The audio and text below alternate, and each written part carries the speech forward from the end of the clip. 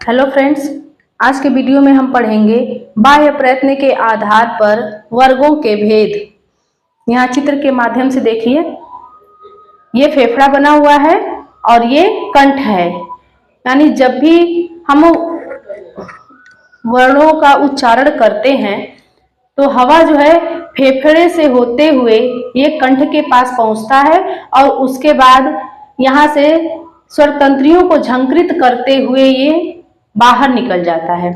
यहाँ पे नंबर 1 फेफड़ा और दूसरे नंबर पे आएगा कंठ यानी कि काकल्य। तो पहला पॉइंट हम यहाँ पे लेंगे, फेफड़े से हवा का निकलना, और दूसरे नंबर पे है स्वर तंत्रियों का झंकृत होना। इसी को 1+2 के माध्यम से हम समझेंगे। 1+2 बाह्य प्रयत्न, इसके द्वारा वर्ण उच्चरित होकर बाहर निकलते हैं। पहले नंबर पे लेंगे फेफड़े से हवा का निकलना, यानी हवा को प्राण भी बोलते हैं। प्रत्येक वर्ण के उच्चारण में समान वायु प्राण की आवश्यकता नहीं होती, बल्कि कुछ वर्णों के उच्चारण में कम यानी अल्प वायु की आवश्यकता होती है तथा कुछ वर्णों के उच्चारण में अधिक को महा भी बोलते हैं, अधिक वायु यानी कि प्राण की आवश्यकता होती है। इस प्रकार वायु यानी कि प्राण की दृष्टि से वर्णों को 2 भागों में बांटा गया है। पहला है अल्प प्राण और दूसरा है महाप्राण। पहले नंबर पे अल्प प्राण को देखिए। अल्प प्राण का उच्चारण करने में कम वायु लगता है, और दूसरे नंबर पे महाप्राण का उच्चारण करने में अधिक वायु लगता है। बाह्य प्रयत्न में बांटे जाने वाले वर्ण, पहला है 33 व्यंजन, दूसरा है 11 स्वर। 33 व्यंजन के अंतर्गत आएगा 25 वर्गीय व्यंजन, दूसरे नंबर पे 4 अंतस्थ व्यंजन और तीसरे नंबर पे 4 ऊष्म व्यंजन और 11 स्वरों की संख्या।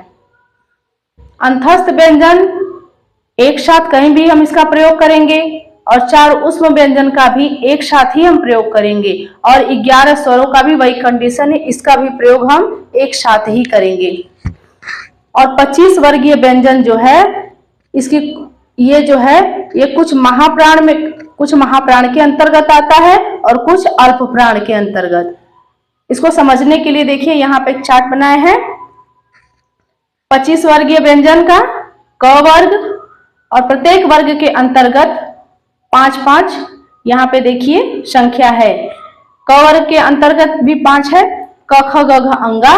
च वर्ग के अंतर्गत च छ ज झ इया। ट वर्ग के अंतर्गत ट ठ ड ढ ड़। त वर्ग के अंतर्गत त थ द ध न। प वर्ग के अंतर्गत प फ ब भ म। इनको हम क्या करेंगे, कुछ संख्या को अल्प प्राण में बांटेंगे और कुछ को महाप्राण में।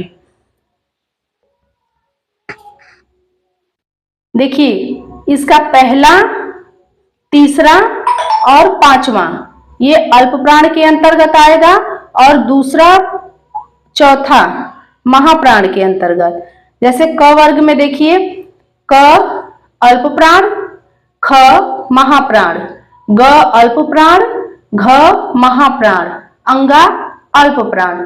ठीक उसी तरीके से च वर्ग में च अल्प प्राण, छ महाप्राण, ज अल्प प्राण, झ महाप्राण, इया अल्प प्राण।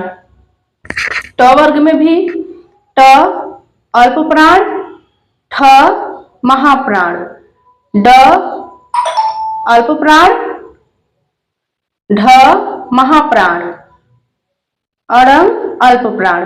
त वर्ग में भी त अल्प प्राण, थ महाप्राण, द अल्प प्राण, ध महाप्राण, न अल्प प्राण। प वर्ग प अल्प प्राण, फ महाप्राण, ब अल्प प्राण, भ महाप्राण, म अल्प प्राण। और यहाँ पे एक शर्त है कि अगर 4 अंतस्थ व्यंजन है तो इसका प्रयोग हम कहीं भी करेंगे तो एक साथ करेंगे, तो 4 अंतस्थ व्यंजन जो है ये अल्प प्राण के अंतर्गत आएगा, और 4 ऊष्म व्यंजन जो है इसका प्रयोग भी हम एक साथ करेंगे, तो 4 ऊष्म व्यंजन जो है ये महाप्राण के अंतर्गत आएगा। और वही कंडीशन 11 स्वरों का भी है, तो 11 स्वरों का भी प्रयोग हम एक साथ ही करेंगे, तो 11 स्वर जो है ये अल्प प्राण के अंतर्गत आते हैं। यहाँ पे पॉइंट के माध्यम से समझ लीजिए। वर्गीय व्यंजनों का 1, 3, 5 वर्ण अल्प प्राण होता है, यहाँ देखिए 1, 2, 3, और वर्गीय व्यंजनों का 2, 4 वर्ण महाप्राण होता है, दूसरे नंबर पे ख और चौथे नंबर पे घ। नेक्स्ट पॉइंट है अंतस्थ व्यंजन अल्प प्राण होते हैं, ऊष्म व्यंजन महाप्राण होते हैं। नेक्स्ट पॉइंट है सभी स्वर अल्प प्राण होते हैं। आज की वीडियो में बस इतना ही। धन्यवाद।